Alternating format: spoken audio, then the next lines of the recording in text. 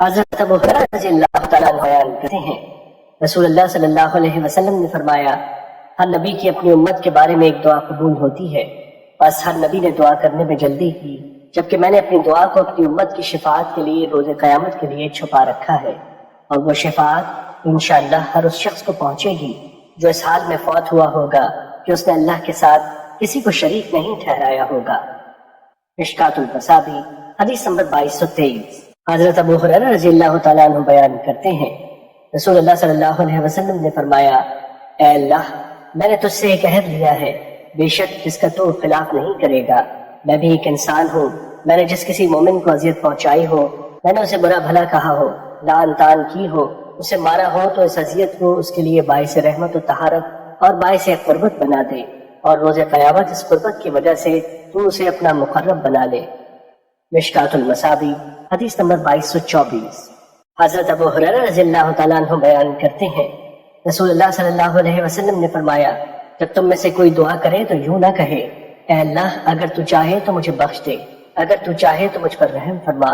اگر تو چاہے تو مجھے رزق عطا فرما، بلکہ اسے چاہیے کہ وہ پورے عزم کے ساتھ دعا کرے، کیونکہ وہ جیسے چاہے کرتا ہے، اسے کوئی مجبور کرنے والا نہیں۔ مشکات المصابیح حدیث نمبر 2225۔ حضرت ابو ہریرہ رضی اللہ تعالیٰ عنہ بیان کرتے ہیں رسول اللہ صلی اللہ علیہ وسلم نے فرمایا جب تم میں سے کوئی دعا کرے تو یوں نہ کہے اے اللہ اگر تو چاہے تو مجھے بخش دے، بلکہ اسے پختہ عزم کے ساتھ اور بڑی رغبت کے ساتھ دعا کرنی چاہیے، کیونکہ کسی بھی چیز کا عطا کرنا اللہ کے لیے کوئی گرہ نہیں۔ مشکات المصابیح حدیث نمبر 2226۔ حضرت ابو ہریرہ رضی اللہ تعالیٰ عنہ بیان کرتے ہیں رسول اللہ صلی اللہ علیہ وسلم نے فرمایا بندہ جب تک کسی گناہ یا قطع رحمی کے بارے میں دعا نہ کرے اس کی دعا قبول ہوتی ہے، بشرط یہ کہ وہ جلد بازی نہ کرے۔ عرض کیا گیا اللہ کے رسول جلد بازی سے کیا مراد ہے؟ آپ صلی اللہ علیہ وسلم نے فرمایا وہ کہتا ہے میں تو بہت دعائیں کر چکا لیکن میری دعا قبول ہی نہیں ہوتی، اس صورتحال میں وہ مایوس ہو جاتا ہے اور دعا کرنا چھوڑ دیتا ہے۔ مشکات المصابیح حدیث نمبر 2227۔ حضرت ابو دردہ رضی اللہ تعالیٰ عنہ بیان کرتے ہیں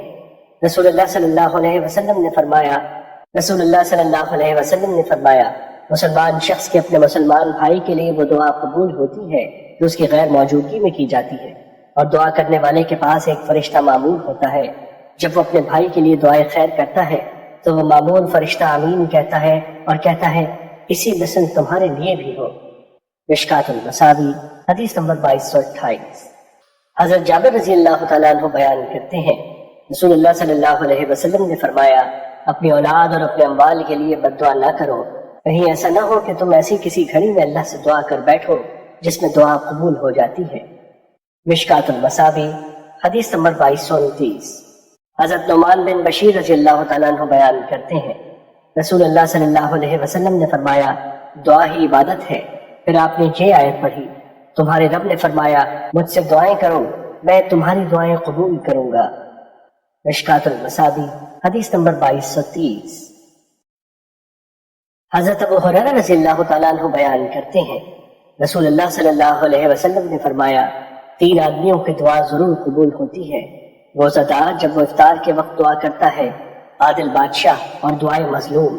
اللہ اس دعا کو بادلوں کے اوپر اٹھا لیتا ہے، اس کے لیے آسمان کے دروازے کھول دیے جاتے ہیں، اور رب فرماتا ہے میری عزت کی قسم میں ضرور تمہاری مدد کروں گا خواہ کچھ دیر سے ہو۔